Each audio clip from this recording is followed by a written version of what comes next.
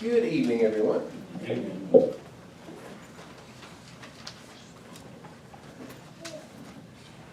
Really glad that you are here. I want to begin by reading from 2 Peter chapter 1, beginning in verse 12. Peter writes, "For this reason, I will not be negligent to remind you always of these things, though you know and are established in the present truth. Yes, I think it is right, as long as I am in this tent, to stir you up by reminding you, knowing that shortly I must put off my tent, just as our Lord Jesus Christ showed me. Moreover, I will be careful to ensure that you always have a reminder of these things after my decease." When I got out of the service and began to use my GI Bill for college, I enrolled at Butler County Community College, and I received the very crushing news that I was indeed going to have to take a math class for my major.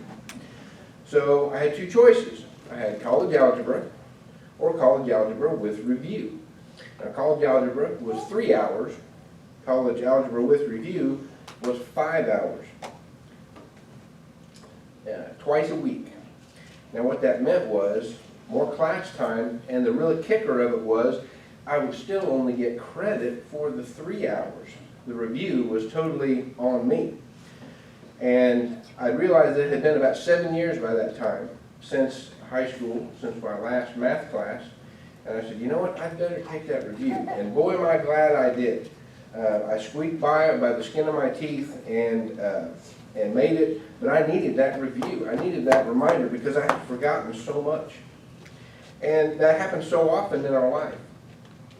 We need refreshers. We need reminders.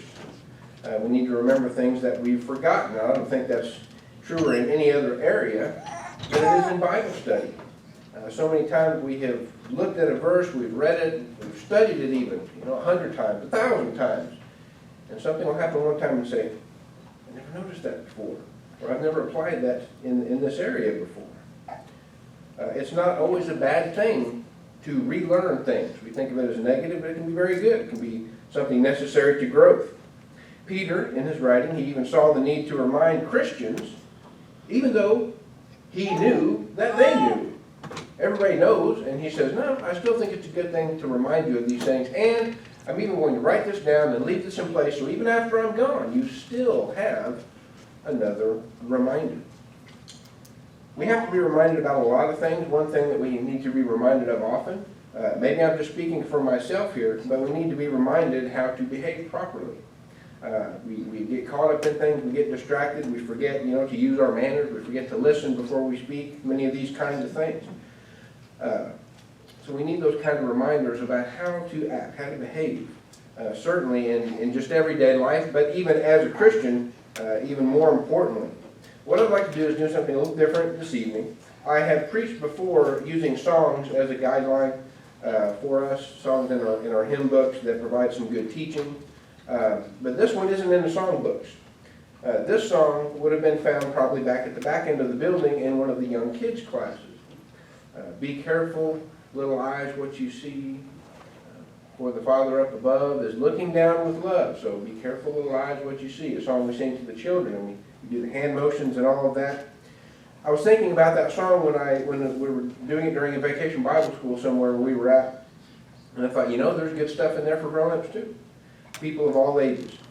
So what I'd like to do is go through that this evening and try to apply this to our lives as Christians. We have to be careful to make our thoughts and our actions holy, because God is watching, of course, but more importantly, others are also watching us. They're watching to see what Christianity looks like, and many times the only Bible they will ever read is our faith that is seen in our lives. So that's a sobering thought. It's a responsibility that we have. And this little children's song might help us to grow a little bit in that area. But we have to be aware of what others see in our behavior. We have to be aware of how others see our behavior, but it can be effective. That can be affected also by what we allow ourselves to see also. So it begins with us. So the first part of the song says, be careful, little eyes, what you see. Jesus said in Matthew 6:22 that the eye of the body is the lamp that the eye is the lamp of the body, and the light is within. The eyes have been referred to as the window to the soul. They reveal much. But what do we do with we lock our doors at night, but we also make sure the windows are locked. And people can get in through windows too. So we lock our windows at night. Why? Why would we do that? Well, security. We don't want bad things, bad people getting in. Well, if the eyes are windows to the soul, then bad things can get in that way also. We can let in immoral images. We can let in violence that can desensitize us to it over time. And that's just as dangerous. David wrote in Psalm 101 and verse 3, he said, "I will set no wicked thing before my eyes." Imagine if we had a plaque of that right above our television screens or above your laptop screen. "I will set no wicked thing before my eyes." We're always tempted to say things have never been as bad as they are now. But there is such a wealth of opportunity to sin with our eyes these days. But it's not simply about that. It's not about being careful what we view with our eyes, but it's even about seeing people. We need to be careful how we see. We need to make sure that we are seeing people as they really are, who they really are. When the prophet Samuel was sent to the sons of a man named Jesse to choose the new king, to anoint the new king, he was going to anoint his youngest son David. David wasn't there. His father said, "No, he's out watching the sheep." He didn't think he needed to be there for this gathering of the sons. And God warned Samuel. He said, "Don't look at the outward man," because he looked at the other son. He looked at the older son and said, "Well, this one is kingly. He looks like a king." God said, "Don't look at the outward. Man looks at the outward, but God sees the inward man, the inward part, and we should see with God's eyes." We need to see not people, but we need to see souls. Anyone that we come across, even if they're ugly on the outside to our eyes, or maybe their behavior even, that soul is just as pretty to God as yours is. So we do well to be careful what we see with our eyes and how we see people. Our eyes let images come into us, but our ears let words in just as well, and words can be just as dangerous. So be careful, little ears, what you hear. Certainly we need to be on guard against profane language. Foul language, again, is something that in our culture seems to be not a big deal anymore. You can hear, I've even heard Christians, I'm not pointing fingers or anything here, but I have heard Christians talking about a new movie. "Hey, how was that new movie?" "Oh, it was pretty good. It wasn't too bad. There was only a couple of cuss words in it." Is that the level we've gotten to now? Well, it's not too bad. There's only a couple of F words in there. Not a big deal. When did this happen? How did this happen? Well, we just become desensitized to it over time. It's just such a barrage that it just kind of gets lost in the noise. The one that constantly drives me crazy is, "Oh my God." I have to constantly get on my grandsons. And the thing that's frustrating most about it is they don't even realize they're doing it. "Oh, I'm sorry," and they do it over and over again, but they don't even realize that it's coming out of their mouth because they hear it over and over and over. It's an onslaught daily. Taking God's name in vain, using it as a curse word, using it as a way to express anxiety and frustration. That would be something that we ought to be careful of what we allow into our ears. We need to be careful what context we hear God's name used in. Certainly how we're using it, but even how we hear it. I'm afraid we'll get to a point that it doesn't bother us so much anymore, and that can be very dangerous. So if we're guarding what comes into our ears, certainly we also ought to be on guard against gossip, the unspoken sin, the thing we never really talk about, something that is so easy to be caught up in. But we shouldn't allow others to tempt us to sin by sharing dirt on somebody else. That's what they're really doing. They're not just giving us information, they're tempting us to partake of their sin when we hear that. As soon as we start to hear something about someone else that's really none of our business and none of their business, we need to hold up the stop sign and say, "Hold it right there. I don't need to hear anymore, and you don't need to say anything." And we should be confident enough, we should be loving enough to the person that's being discussed, and we should also be concerned enough about the person who's trying to tell us this about their soul, that we should be confident enough to tell them we shouldn't be talking about this. What we ought to do instead when we hear about a situation, a juicy bit of gossip, the question that we should be asking is, all right, how can we help? Well, that's terrible that so-and-so fell into this terrible situation. How can we help? What can we do to help this? That's how we ought to respond. That's how we ought to react, if we react at all. How can we improve the situation, not dig the hole even deeper by rejoicing in the iniquity of others? We need to be aware of negativity, of complaining. I've already confessed to this previously. That's a weakness of mine. Frustration and complaining about silly, ridiculous little things. And negativity, I can tell you, I can guarantee you, is contagious. The more we hear it, the more we say it, the more we think it. So if we can make it stop with ourselves, that'll go a long way. But we also need to not make sure that we're not allowing it from others as well. But be careful, little ears, what you hear. What we hear others say can easily end up leaking out of our own mouths. So we need to be careful, little mouth, what you say. Words betray actions. Words betray our thoughts. When a politician has a slip up and it enters the news cycle, and it's embarrassing that sometimes they'll have a press conference and say, try to explain it away, and, well, I misspoke. Well, it was taken out of context. It wasn't exactly what I meant to say. A political writer in Washington, D.C. once famously said that a gaffe, as these are known as, a gaffe is when a politician tells the truth by accident. He didn't really mean to say what he really thought. Words betray our actions. They betray our thoughts, what we really think. That should not be the way of the Christian. James 5:12 says, let your yes be yes and let your no be no. Jesus said the very same thing. Our word needs to be good enough. The point is we shouldn't need to make some elaborate oath so that we can prove that we're trustworthy. If I just say, I'll do that. But if I have to say, I will swear by whatever, we shouldn't need that extra ornamentation. Our word should be good enough. Our word should be good enough, and if it's not good enough, we might ask the question, why isn't my word good enough? Well, maybe I haven't been trustworthy in the past. Maybe that's a whole other area we need to work on. But we need to be careful what we say and how we say it. Our words can get us into trouble if we're not careful. Now, our words can get us into trouble, but our feet can take us there. Be careful, little feet, where you go. Paul wrote in 1 Corinthians chapter 15 and verse 33, bad company corrupts good habits or good morals. Now, interestingly, Paul is quoting from a Greek philosopher, a man named Menander. And this was something that had made it into the popular culture enough that when he made that reference, the audience would have understood what he was saying. But that thought didn't begin with this Greek philosopher. Don't know if it began with David, but he certainly wrote about it in Solomon when he wrote in Proverbs chapter 12. The principle is established all throughout the entire book of Proverbs, really.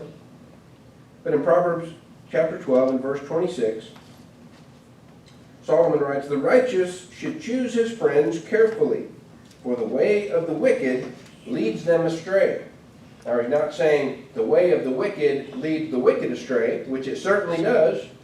Well, they determine their path and they walk down that path. But he says the way of the wicked leads the righteous astray who fall in with that same path. That is why the righteous should choose his friends carefully. Be careful who you hang around with, who you allow to guide you and lead you. I always find it interesting when you hear about some tragedy or some person that their life went bad, and the thing that's always said about them is, well, he fell in with the wrong crowd. And it seems to take some of the guilt and pressure off of that person. Well, he just fell in with the wrong crowd. They're never part of the wrong crowd. They're never the wrong crowd themselves. What would the parents of the children in the wrong crowd say? Well, no, that's not my child. He's not the wrong crowd. The other kid is. My child fell in with them. Well, somebody's got to start this at some point. So we've got to take some responsibility there. But it does show the danger that those who you surround yourself with can have very strong effects, positively and certainly negatively. And again, this thought didn't start with Solomon either. It's mentioned in the law of Moses, clear back in Exodus chapter 23 and verse 2. God urges Israel, do not follow a crowd or a multitude to do evil. So there's nothing new under the sun. There's nothing new in human nature that hasn't come up before. People look at this book and they think, oh, this was written, thousands of years ago in a different time, different culture. I mean, they didn't even have the internet back then. They don't know what we're dealing with now. Human nature has not changed in thousands of years. It's the same behavior, the same principle, the same desires at the root. And there's the same warning from God. Don't follow a crowd to do evil. It's easier that way. You get what they call a mob mentality, a gang mentality. And when in those situations where people get whipped up into a frenzy and they do things that they normally wouldn't do if they were by themselves or around right-thinking people. It's a dangerous situation. Peer pressure, we talk about that with kids and with teenagers all the time. Peer pressure is immensely powerful. And it's insidious because you don't recognize many times the influence that it's having over your speech, over your thought, over your behavior. But we must be determined that we're not going to let our feet take us places that God doesn't want us to go. Don't let your feet take you somewhere that sin will tempt you. This is just common sense. But if you want to avoid some of those situations, then you need to avoid some of those places. If someone is an alcoholic, they need to stay away from bars. Simply. They need to stay away from parties where alcohol is going to be present. It's not rocket science. It's just common sense. If someone has a lust problem, well, they probably want to be very careful about what movie theaters they walk into, what movies they see. They want to be careful about going to places like the beach, but they may be tempted. We can use our brains on these things. But we need to be careful where we let our feet take us because they may take us somewhere that we really hadn't intended to go. Well, this really kind of comes to the end of the kids' song, but I thought there was more there, so I'm not a songwriter, not by any stretch of the imagination, certainly not a singer. Anybody who sits around me can tell you that. But I added a couple of verses of my own here that I thought were in a similar vein. I would suggest to you that we need to be careful, little heart, what you feel. We need to be careful about our heart. Jesus said it's what comes out of a man that defiles him, not what goes in. He was talking to them about food. But what comes out of the mouth is seen in our words and is seen in our actions. What comes out of us in our words and our actions. Words, of course, come out of the heart. That's where they originate. They come from the overflow of what we are filled with. Well, the admonition there is be careful what you're filling yourselves with.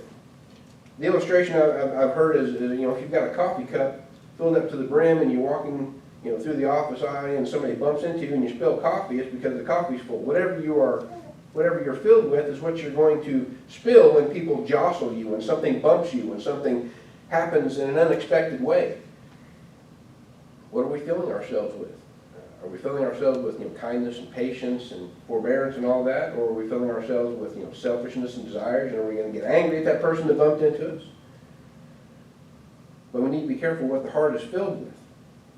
And we need to be careful what we are filling it with ourselves. Is it being filled with anger, jealousy, and pride? Those are feelings that can be very appealing.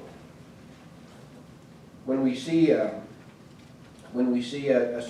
situation where we see some of the things that are very popular on the internet now are these. There's two areas that I see this really playing out. First of all is what they call fail videos, where people tripping and falling and kids riding a skateboard and having a big wipeout and everybody laughs and they think it's hilarious.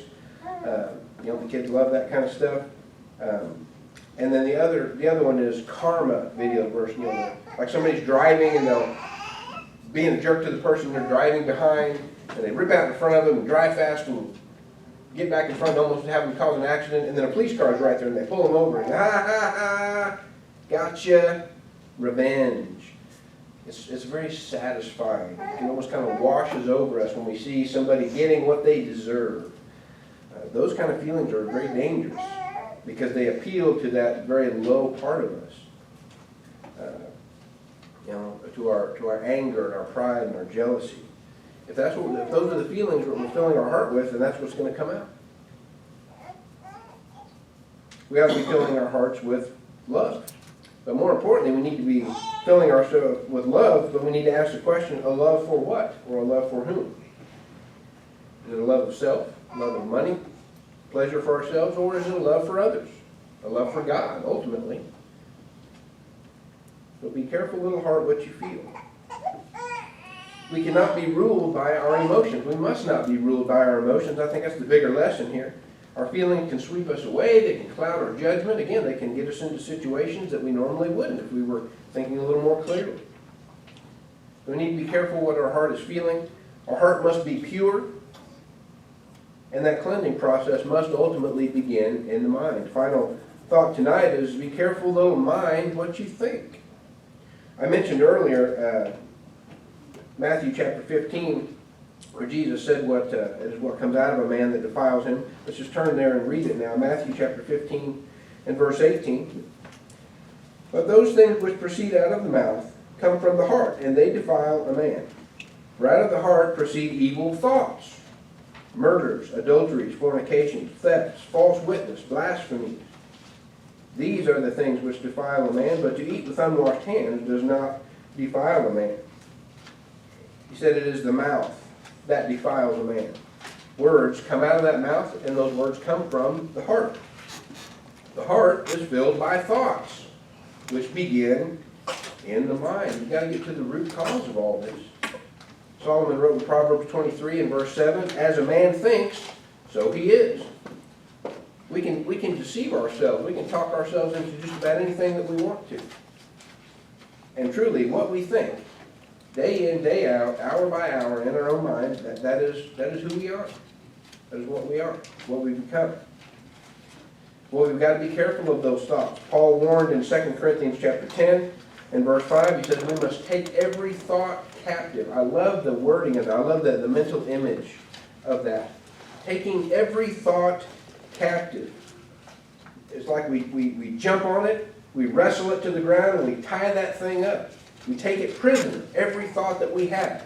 It is under our control. It is guarded. If it's not guarded closely, well, they can run free. And when our thoughts run free, they can go to dangerous and wicked places. For the Father up above is looking down with love. Now, of course, God sees everything that we do. He sees the good and the bad.